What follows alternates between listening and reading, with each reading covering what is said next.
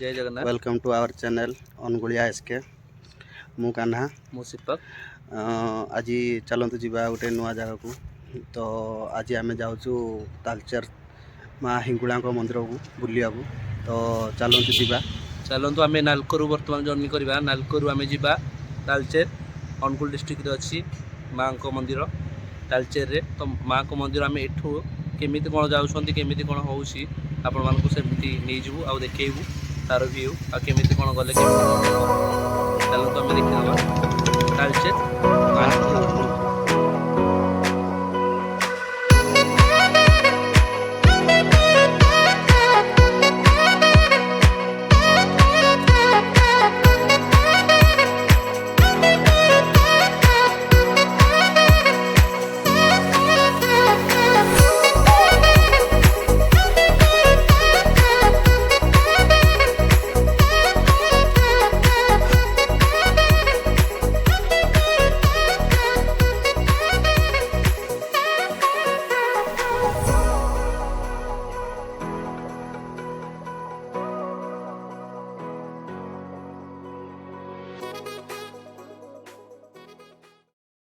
एटा मोर तुरंत छक जीवार रोड देखु के जाम अच्छे रस अच्छी गाड़ी बहुत जाम अच्छी तुरंग रे मार्केट रे ये आम सीधा जीवा।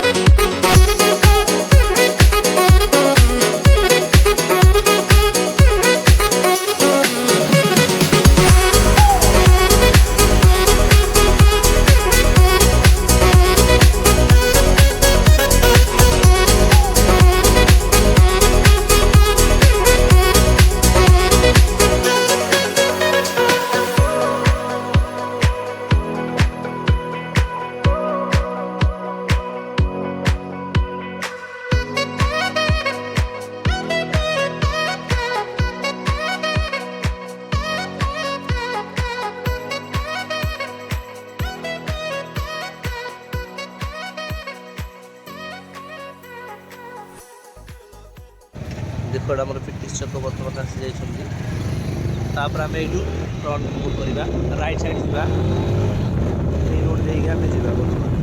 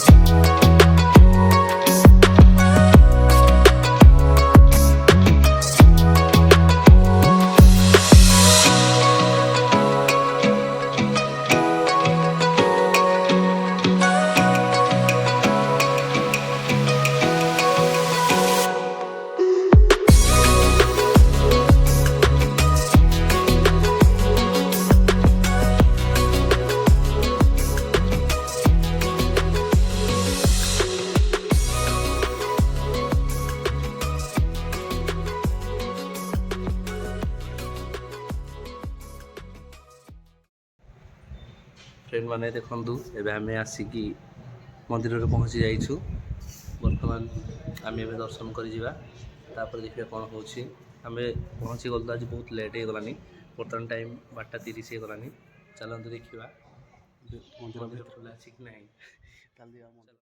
देखु आम ये मंदिर दृश्य देखु ये बर्तमान आम जाऊँ देखु ये मंदिर दृश्य बर्तमान आम धीरे धीरे जाऊँ आग को जाऊँ देखा जाऊ सेपटे कान्हा आगे आगे जाऊँ मुझे पचर पचर जाऊँ बर्तमान मंदिर को आम जाऊँ देखो मंदिर दृश्य आग फास्ट आम आसला मैंने मंदिर एंट्री कला मैंने पाद धुई हवा फास्ट ये पाद धुई पड़ा बहुत सुई आस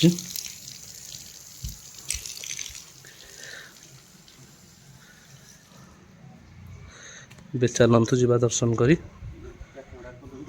देखिए कान्हा बर्तमान ये मुह धुई होगी मैंने पानी सुविधा अच्छी तो खरार आसी बहुत दूर तो ये से मुह धुई पड़ूँ ये भी गोटे भल ये जे मैंने फास्ट आम मुह धुई हाथ गोटे धुई जा कथा मंदिर दर्शन करी तो गोटे भल प्लस पॉइंट चल बर्तमान देखु आम भर को जीवु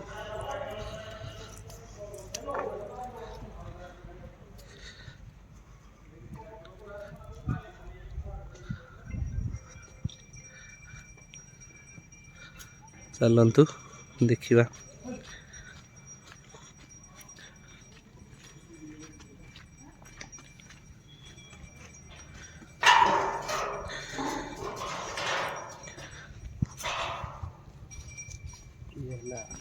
माँकर मंदिर जहाँकि एबे काम चालू अच्छी अधा काम मंदिर काम कंप्लीट हो गला प्राय देखु देखिए केते भल व्यू मंदिर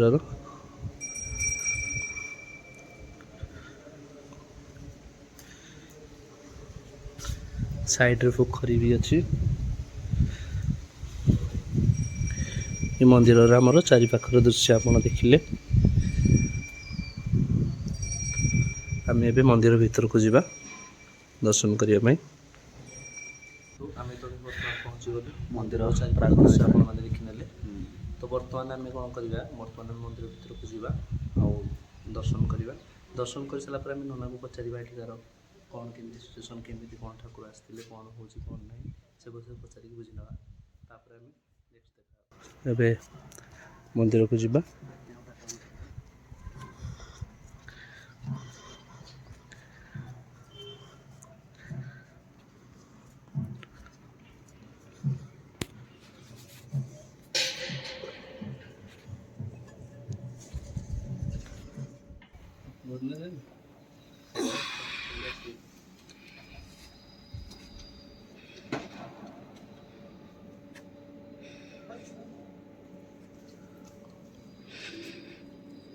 माँ बुझी नवा माँ केमी स्थापित होते केमी पूजा अर्चना हो चलते आम बुझी मानक ना केमी कौन माँ ये स्थापित है केमी कौन पूजा अर्चना हो जन दिंतु जगन्नाथ महाप्रभुंकर नीतिकांति स्थिर हवा पर गोटे नीति बाकी रहीगला जोटि अन्न प्रसाद भोग रांधापी तेणु अन्न प्रसाद रांधापी आवश्यकता हूँ अग्नि तेणु अग्नि कौट आसवे नारद से नारद पचरा गला नारद कहले कहले विदर्भ राज्य गोटे अच्छी से राज्य में नलराजा जन अच्छा से नलराजा पूजा कर रखिंट सेठी जाकि आप दयावशत माँ को कृपा हम ताहले 60 कोटी भोग रांधार व्यवस्था कर तेणु सेठी गले सेठी जाकि माँ को संतुष्ट कराइले माँ संतुष्ट हेले और से कहले मुझे श्रीक्षेत्र जी तेणु सेठू नहीं जो आसिले से नलराजा जन पूजा कर सांग नहीं आसिले ये पाखे देकर पूर्व देव को जी श्रीक्षेत्र जी तेणु ये से जो विश्राम ने ये विश्राम बसर एत मनमुग्ध हो गले माँ हिंगुड़ा तेणु ये से आउ रहिले ना तेणु से पड़े गले कौटी श्रीक्षेत्र किंतु जो रजा स्नान कर फेरिले फेरिया समय देखले जे हिंगुड़ा माता नहांती तेणु हिंगुड़ा माता जो आसिले से खोजाखोजी कले से समय हिंगुड़ा माता शून्यवाणी कले ଯେ ରାଜା ମୁଁ ଯାଇ ଶ୍ରୀକ୍ଷେତ୍ରରେ ପହଞ୍ଚି ସାରିଣି ଏବଂ ମୁଁ ଏଠି ହେବ ମୋର ପୂଜା କ୍ଷେତ୍ର ଆଉ ସେଠି ହେବ ମୋର କର୍ମକ୍ଷେତ୍ର। ଏଠି ମୋତେ ପୂଜା କରିବେ ନଳରାଜା ବଂଶଧର, ଯେଉଁ ଯାହାକି ସେଠି ବିଦର୍ଭରେ ଯିଏ ପୂଜା କରୁଥିଲେ ସେଇ ଏଠି ତାଙ୍କ ବଂଶଧରରେ ପୂଜା କରିବେ ଏବଂ ମୁଁ ଶ୍ରୀକ୍ଷେତ୍ରରେ ମୁଁ ରୋଷଶାଳାରେ ରହିକିରି ପ୍ରଭୁଙ୍କର ରୋଷଶାଳାରେ କାର୍ଯ୍ୟକ୍ରମ କରିବି। ତେଣୁ ମାଆଙ୍କର ପୂଜା ନୀତି ତ ବହୁତ ଜିନିଷ ଅଛି। ସଂକ୍ଷେପରେ ମାଆଙ୍କର ଯେତେବେଳେ ତାଙ୍କର ପୂଜା ହେବ, ମାଆଙ୍କର ବିଶିଷ୍ଟ ହେଉଛି ତାଙ୍କର ବାସନ୍ତିକ ଦୁର୍ଗା ପୂଜା ହେଉଛି ମୁଖ୍ୟ। ସେଇ ବାସନ୍ତିକ ଦୁର୍ଗା ପୂଜାରେ ମାଆଙ୍କର ବିଭିନ୍ନ ପ୍ରକାର କାର୍ଯ୍ୟକ୍ରମ ବା ତା'ର ନୀତିଶୈଳୀ ବହୁତ ପ୍ରକାର ଅଛି। ତେଣୁ ଏଠି ଯେତେବେଳେ ପୂଜା ହେବ, ମାଆଙ୍କର ପୂଜା ହୁଏ, ସ୍ୱତନ୍ତ୍ର ଭାବରେ ତାଙ୍କର ଧାନ କୁଟା ହୁଏ। ଯେଉଁ ଧାନକୁ ଚାଉଳରେ ପୂଜା କରାଯାଏ, ସେ ଧାନକୁ ବାଘ ମୁଖା ପିନ୍ଧିକିରି ସେ ଧାନକୁ କୁଟାଯାଏ। ରାତି ଅର୍ଦ୍ଧରେ କେହି ଦେଖିବେନି, କେହି କଥା ହେବେନି। ତେଣୁ ସେ ଧାନ କୁଟା ହେବ, ସେହି ଚାଉଳରେ ମାଆଙ୍କ ଠାରେ ପୂଜା ଲାଗି ହୁଏ। ଏବଂ ବିଷ୍ଣୁ ଦମନକ ଚତୁର୍ଦ୍ଦଶୀ, ଚୈତ୍ର ମାସର ବିଷ୍ଣୁ ଦମନକ ଚତୁର୍ଦ୍ଦଶୀ ଶୁକ୍ଳପକ୍ଷ ଚତୁର୍ଦ୍ଦଶୀରେ ମାଆଙ୍କର ପର୍ବ ଆରମ୍ଭ ହୁଏ। ଚାଲନ୍ତୁ ସାଙ୍ଗମାନେ, ଏବେ ତ ଜାଣିଲେ ନନା ଆମର କେମିତି କହିଲେ ମାଆଙ୍କ ବିଷୟରେ କିଛି ଦେଲେ, ତାଙ୍କ ମାଆ ଏଠି କେମିତି ଆମର ଆସିକି ସ୍ଥାପିତ ହୋଇଥିଲେ, ମାଆଙ୍କର କିଛି କିମ୍ବଦନ୍ତୀ ବିଷୟରେ ତ ଏବେ ତ ଶୁଣିନେଲେ। ଚାଲନ୍ତୁ ଦେଖିବା ଆଉ କିଛି ଦୃଶ୍ୟ ମା ମନ୍ଦିର କିଛି ଦୃଶ୍ୟ ଦେଖିବା। ମନ୍ଦିର ବିଷୟରେ ଜାଣିଲେ, ମାଆଙ୍କ ବିଷୟରେ ବି ଜାଣିଲେ, କେମିତି କ'ଣ ମା ସ୍ଥାପିତ ହୋଇଥିଲେ, କେମିତି କ'ଣ ପୂଜା ପର୍ବ ହୁଏ, ସବୁ ତ ଜାଣିଲେ। ଆଉ ମନ୍ଦିର ବି ଦର୍ଶନ ଆମର ସରିଗଲାଣି। ଏବେ ଫାଷ୍ଟ ମନ୍ଦିରର କିଛି ଦୃଶ୍ୟ ଦେଖିବାର ବାକି ଅଛି। ଚାଲନ୍ତୁ ଆମେ ମନ୍ଦିରର ଦୃଶ୍ୟ ଦେଖିବା। ଦେଖନ୍ତୁ, ଏପଟେ ଯିଏ ଯେତେ ସବୁ ମାନସିକ କରିଥାଏ ସବୁ ଏଠି ଦିଅନ୍ତି। ମାନସିକ କରିକି ଘୋଡ଼ା ଯେଉଁ ଦିଅନ୍ତି ସବୁ ଏଠି ରଖା ହୁଏ ମନ୍ଦିରର ଚାରିପାଖରେ ଦୃଶ୍ୟରେ। ଇଏ ମନ୍ଦିରର ଦୃଶ୍ୟ ଆମର ବହୁତ ସୁନ୍ଦର। ଇଏ ତାର ପଛ ସାଇଡ୍ ମନ୍ଦିରର। ଏଠି ବି ଠାକୁରଙ୍କର ମୂର୍ତ୍ତି ସ୍ଥାପିତ କରାଯାଇଛି। କେତେ ସୁନ୍ଦର ଦୃଶ୍ୟ ଆପଣମାନେ ଦେଖିପାରୁଥିବେ।